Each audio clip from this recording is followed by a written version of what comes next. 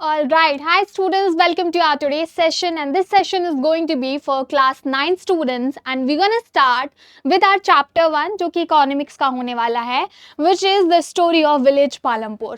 The legendary Palampur I am going to talk about, क्योंकि आज से 15-16 साल मैंने ज़्यादा बोल दिया, तकरीबन 5 कैन से 10 ईयर्स पहले मैंने ये चैप्टर पढ़ा था। एंड जब मैंने इस के लिए पीपीटी तैयार कर रही थी एंड कंटेंट तैयार कर रही थी, तो हमारे सारे टीचर्स, ठीक है, जो आपको पढ़ाते हैं डिफरेंट सब्जेक्ट्स, हमारे सारे टीम के लोग, सबको पालमपुर याद था। तो पालमपुर की कहानी हम शुरू करने से पहले आपको बताना चाहूंगी, सोशल साइंस की I am your teacher Kriti Sahu, and आज हम ये कवर करेंगे चैप्टर। हम सोशल साइंस में आपके जो भी चैप्टर्स कवर कर रहे हैं उनको पार्ट्स में कर रहे हैं, क्योंकि स्किल स्नैप का मेन मोटो ये है कि जो भी स्टूडेंट पढ़ रहा है वो कम टाइम में ज्यादा एफिशिएंसी के साथ पढ़ पाए। बिकॉज अगर हमने 1.5 घंटे का लेक्चर बना दिया और पता चला आपका अटेंशन स्पैन उतना नहीं है ना, आप उतने ध्यान से नहीं पढ़ पा रहे हैं, तो फिर आप 1.5 घंटा देखेंगे भी एंड आप कुछ पढ़ भी नहीं पाएंगे। तो हम ध्यान से एक एक चीज को कवर करेंगे। We will be doing everything into our session, so we will just start it. ये क्लास 9 का इकोनॉमिक्स का चैप्टर है, एनसीईआरटी इकोनॉमिक्स। अगर आप ह्यूमैनिटीज लेते हैं 11th-12th में, आपको पता चलेगा पूरी फ्लिप हो जाएगी। मतलब ये बहुत बेसिक है, इतना बेसिक कि आप ये छोटे बच्चे को भी समझा सकते हैं, एंड आपको छोटे बच्चे की तरह ही समझना है, क्योंकि ये हमारा फंडामेंटल है। तो पालमपुर की कहानी है एक गांव की, एंड अगर आपने पालमपुर को समझ लिया तो आप इंडिया में जितने भी गांव हैं उन सब की इकोनॉमी को समझ जाएंगे। इकोनॉमिक्स में इसलिए है कि आप मान लेते हैं हम आज विजिट कर रहे हैं Palampur, just close your books and think in a way कि आप एक गांव जा रहे हैं, वहां पे जो है मिट्टी वाली सड़कें हैं, गाय भैंस आप आसपास देख पा रहे हैं, लोग पास उतने सुख साधन नहीं है, बड़े बड़े खेत हैं, फसलें लहरा रही हैं, वहां पे लोग झोपड़ी में रहते हैं। तो सवाल ये है कि ये लोग अर्न कैसे करते हैं, इनके सोर्सेस क्या है, एंड वो सोर्सेस पता करने के लिए ही हम पालमपुर के बारे में आज जानने वाले हैं। So let's get started. We will see that village economy कैसे काम करती है, प्रोडक्शन कैसे काम करता है, फार्मिंग लैंड कैसे काम करती है, we will see that labour कैसे काम करता है, कैपिटल क्या करता है, एंड नॉन फार्म एक्टिविटीज कैसे होती है। इन सबको हम फिगर आउट करेंगे, एंड ये हमारा स्ट्रिक्टली एनसीईआरटी बेस्ड होने वाला है। जितना भी डिस्कशन होगा वो ज्यादा इंपॉर्टेंट होगा more than your content, because ये चैप्टर बहुत छोटा है। मतलब मैं इसको डिटेल में भी पढ़ाऊंगी तो मैक्स मेरे को लगता है या 1 या 2 पार्ट में ही आपका पूरा का पूरा चैप्टर खत्म हो जाएगा। खैर चलिए शुरू करते हैं। तो सबसे पहले क्वेश्चन ये है कि हमने करना क्या है इस चैप्टर में, कौन कौन सी चीजें कवर करेंगे। सो सी लर्निंग ऑब्जेक्ट्स इस चैप्टर के लिए देख लेते हैं। सबसे पहले है विलेज इकोनॉमी।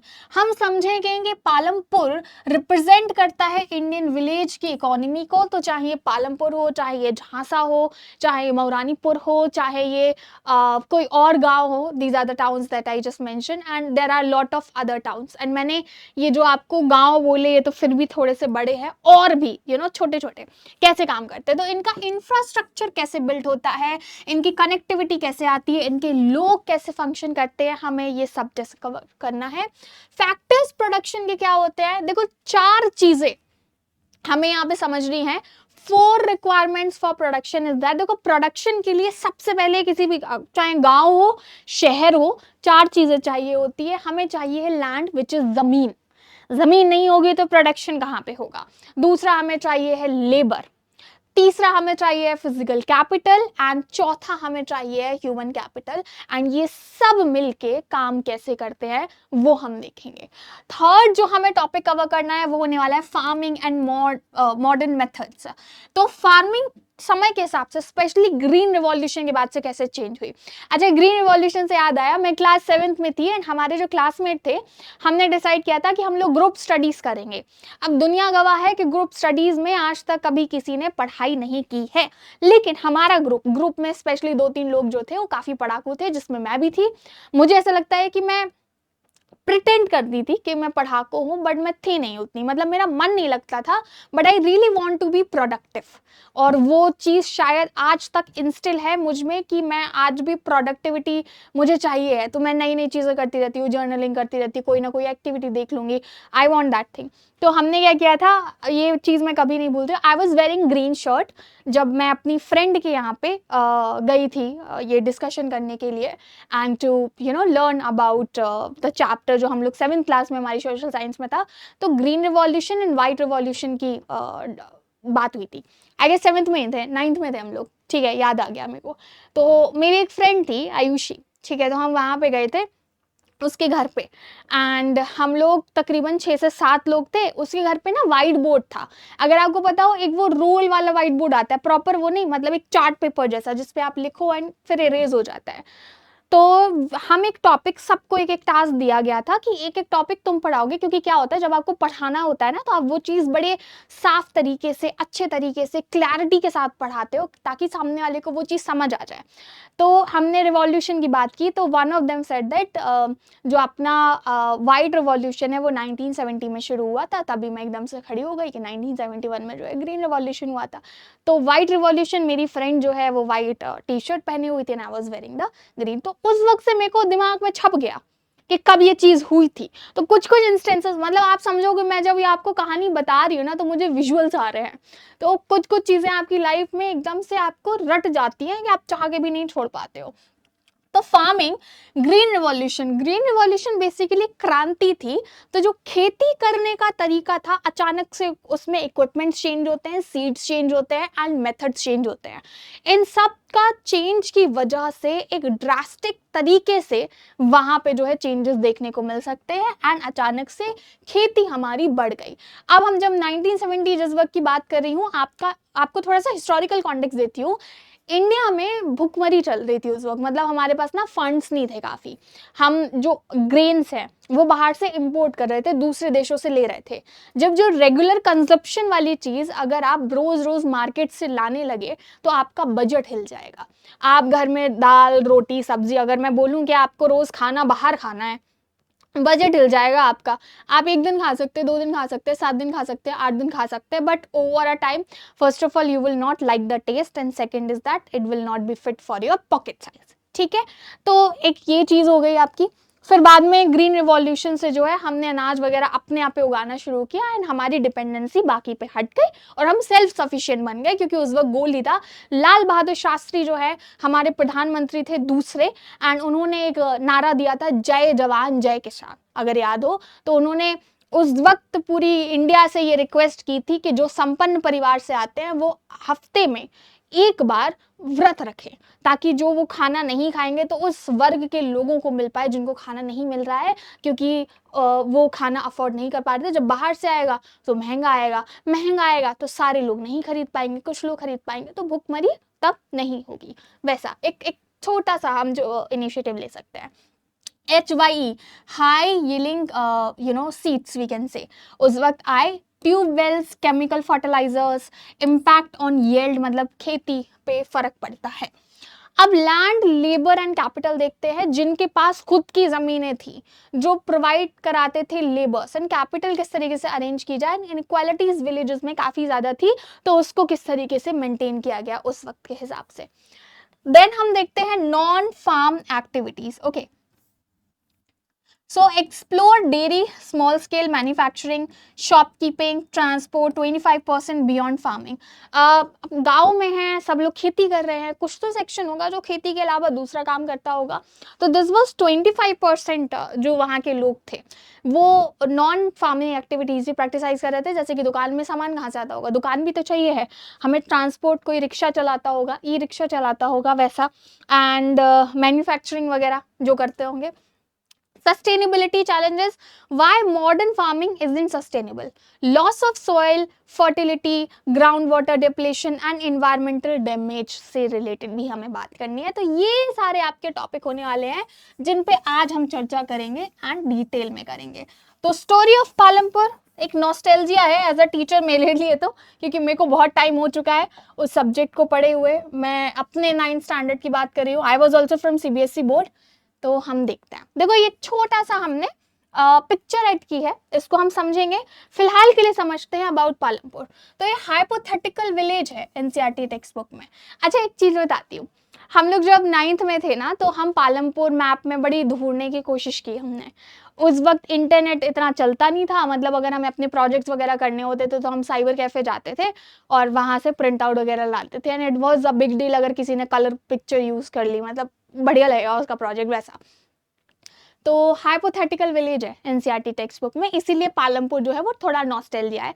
हाइपोथेटिकल मतलब रियल में एग्जिस्ट नहीं करता, हमने कॉन्सेप्ट को समझने के लिए एक इमेजिनरी अपना विलेज यहाँ पे बनाया है।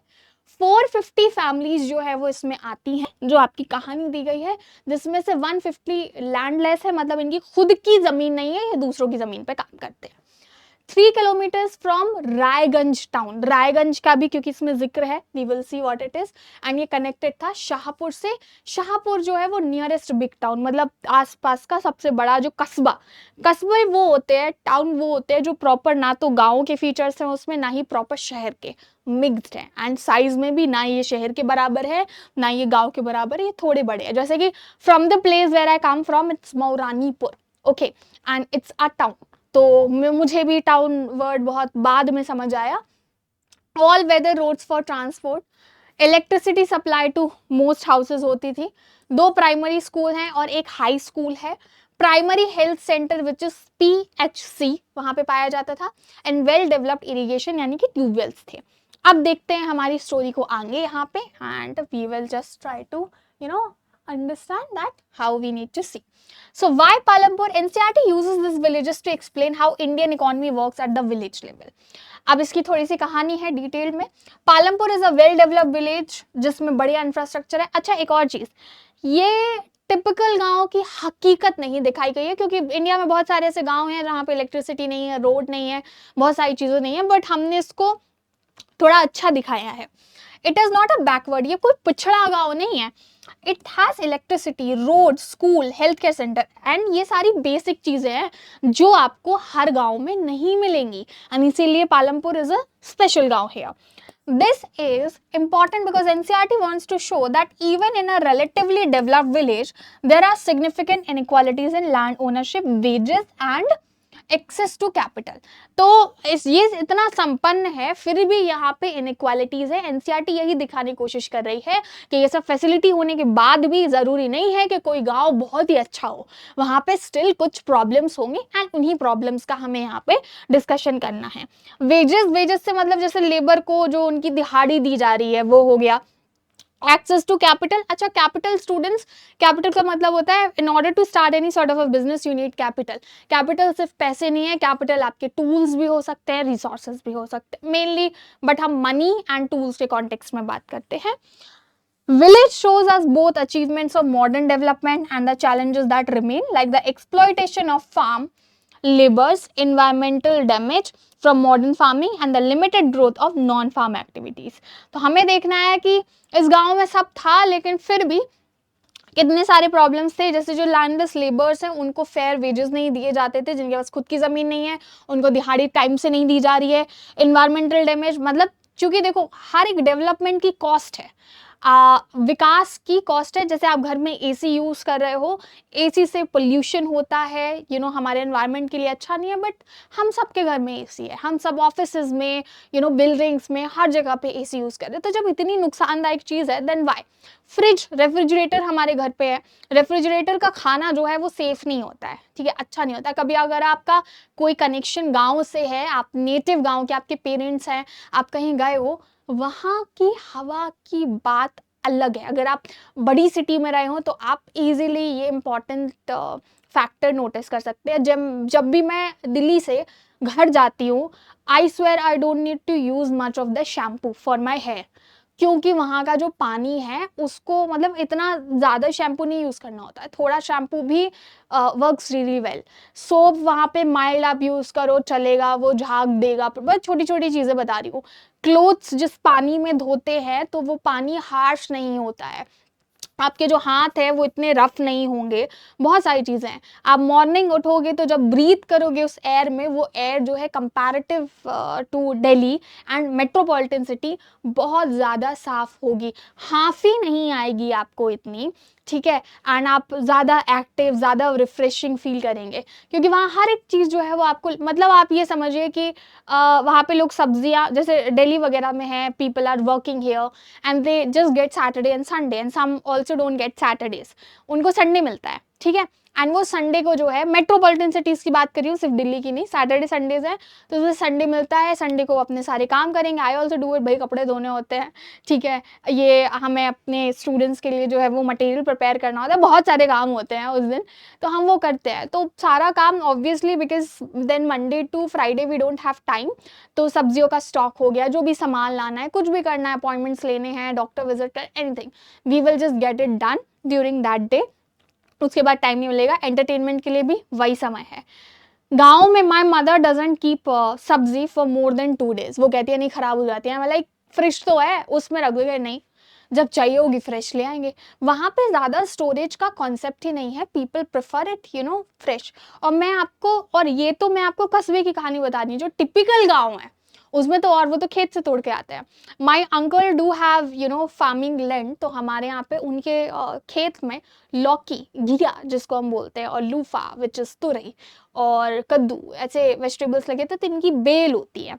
तो जब वो होती तो इतनी ज़्यादा कि अगर वो खेत से तोड़ के ला रहे हैं, तो क्योंकि वो बेचने वाला नहीं था, उन्होंने फैमिली साइज के लिए ही लगा के रखे हुए थे कि फैमिली को हो जाए। पूरे मोहल्ले में हम बांटते हुए घूमते हैं, क्योंकि जब उससे निकलते हैं तो इतना, भाई बंदे कितना ही घिया खाएगा।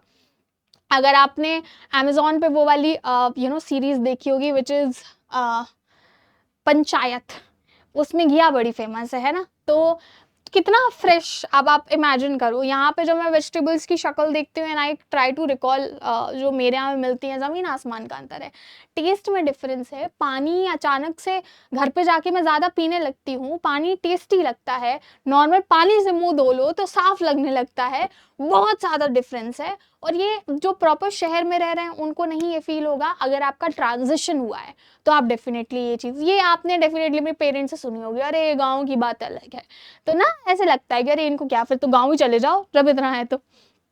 खैर, तो ये सब चीज़ें नॉन फार्मिंग एक्टिविटीज़ वगैरह ये हमें देखनी है, and we will go for the next slide. अच्छा, उससे पहले ये वाला और देख लेते हैं, पालमपुर, ये एक मैप है। स्टूडेंट्स जब आप आंसर लिखो ना अपना, तो आप ये बना सकते हो स्ट्रक्चर अपनी आंसर शीट पे। जब हम लोग आंसर राइटिंग प्रैक्टिस करेंगे, क्वेश्चन सॉल्व करेंगे, देन डेफिनेटली मैं आपको बताऊंगी that how you can do it. 450 families हैं यहाँ की पालमपुर की, एंड ये शाहपुर है, नियरेस्ट टाउन है, ये रायगंज है, ये 3 किलोमीटर है पालमपुर से। यहाँ पे ऑल वेदर रोड, मतलब हर ऐसा नहीं है कि बारिश होगी तो रोड काम करना बंद कर देगी, अच्छी रोड होगी। तो दिस इज फैसिलिटीज क्या है, 2 primary schools, 1 high school. Same चीज जो मैंने आपको की पॉइंट्स में बताई थी वो यहाँ पे जो है हमने फ्लो चार्ट में कर ली। फार्मिंग लैंड है, 200 हेक्टेयर कल्टिवेटेड है, and well irrigated, tube wells and all that could be noticed here, and then we will go for the next one here. अब देखते हैं, यहाँ पे हमने ये वाली स्लाइड देखनी है, organisation of production that we will C.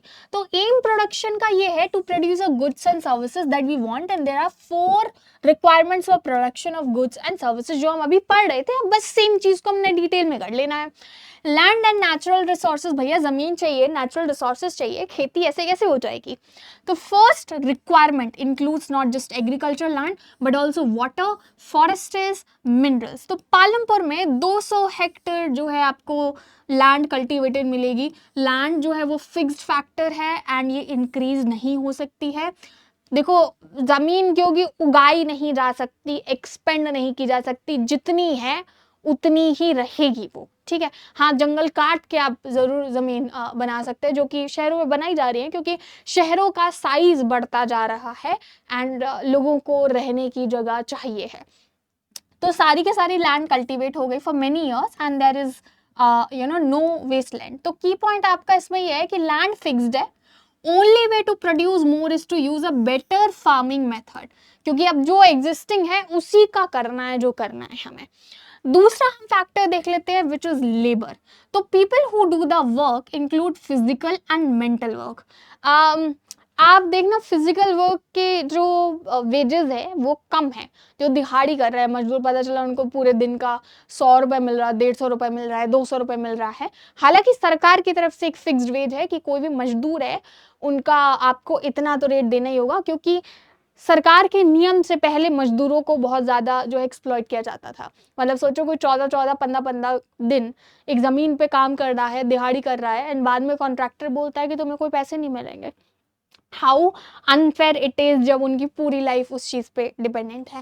And mental work is that mental work gets more payment. Why? Because one is using their mind creativity for it. हम इस पर थोड़ा और बात करेंगे लेकिन फिर कभी। पालमपुर में हम देखते हैं small farmers and their families provide labour on their own fields. Okay, medium and large farmer hire farm laborers. There are many farm laborers in Palampur. Most come from landless family. तो जो बड़े बड़े किसान हैं वो खेतों पे काम करने वाले मजदूरों को हायर किया करते थे। एंड हम देखते हैं बहुत सारे फार्म लेबर्स पालमपुर में देखे जा सकते हैं जिनकी खुद की ज़मीन नहीं है, इसलिए वो दूसरों की ज़मीन पे जो है वो दिहाड़ी कर रहे हैं। ठीक है, key points, farm labours are paid wages in cash. ठीक है, कैश में दिया जाता था पर डे का, क्योंकि उनको पे किया जाता था 40 to 50 rupees per day. And in kind मतलब देखो, एक होता है कि किसी ने आपको पैसे देकर मदद की हो, किसी ने आप पे कोई फेवर कर दिया, जैसे कि क्रॉप शेयर दे दिया, आपने जो भी फसल के लिए काम किया उसमें से कुछ दे दिया, खाने को दे दिया, वैसा टाइप का kind. So often below minimum wage, कई बार जो है वो इससे नीचे भी इनको मजदूरी दी जाती थी।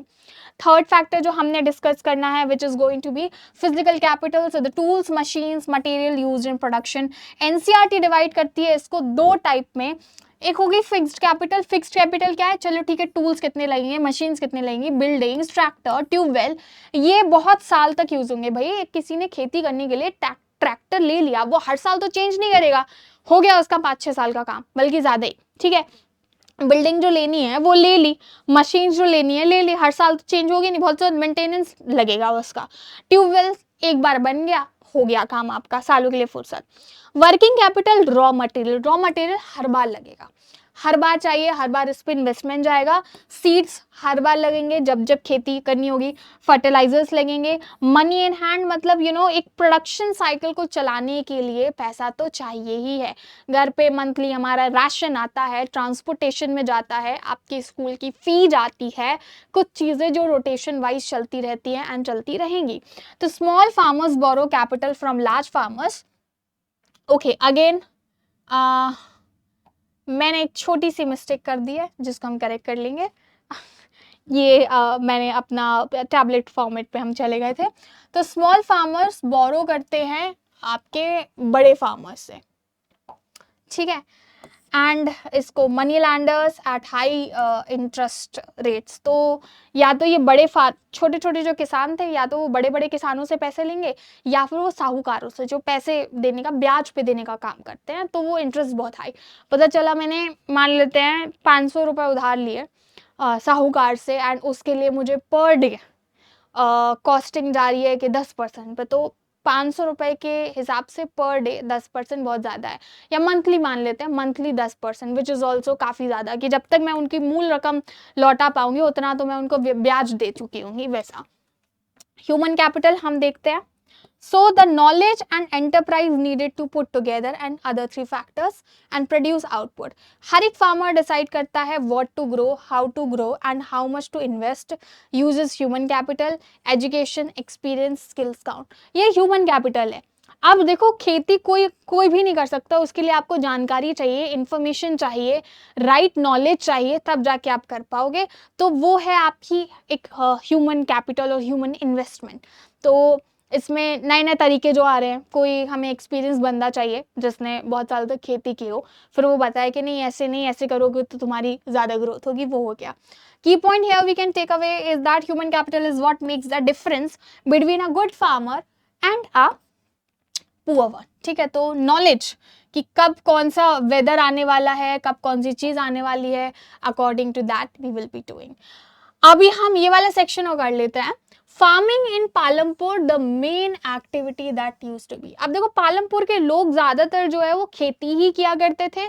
75% वर्किंग यहाँ पे पॉपुलेशन थी फार्म की, मतलब फार्मिंग जो है वो मेन प्रोडक्शन एक्टिविटी थी। लैंड एरिया आता था अंडर कल्टीवेशन 200 हेक्टर, जो कि फिक्स्ड था, क्योंकि हमने डिस्कस किया था कि लैंड जो है वो फिक्स्ड है आपकी। Land cannot be increased further, all land has been cultivated for many years, मतलब बहुत सालों से उस पे खेती हो रही है। Multiple cropping is used to increase production. देखो साल भर सिर्फ गेहूं की फसल अगर हो रही है तो साल भर में हमें एक ही फसल मिल रही है। बाद में मल्टी क्रॉपिंग का सिस्टम आया, तो जिस जमीन पे हम गेहूं की फसल उगा रहे हैं उसके लिए हमने कुछ हिस्सा छोड़ दिया। गेहूं जिस तरीके से उगाई जाती है, क्या सेम मेथड से कोई और फसल है जिसको हम क्या क्या हम बाड़ले कर सकते हैं, हम ज्वार कर सकते हैं, हम कोई और फसल कर सकते हैं? इफ दैट्स द केस तो वो भी बोई जाएगी। इससे एक साल में हमें 2 क्रॉप मिल जाएंगी, 3 क्रॉप मिल जाएंगी, 4 मिल जाएंगी, depend upon the land size and the type of a crop is going to be grown there.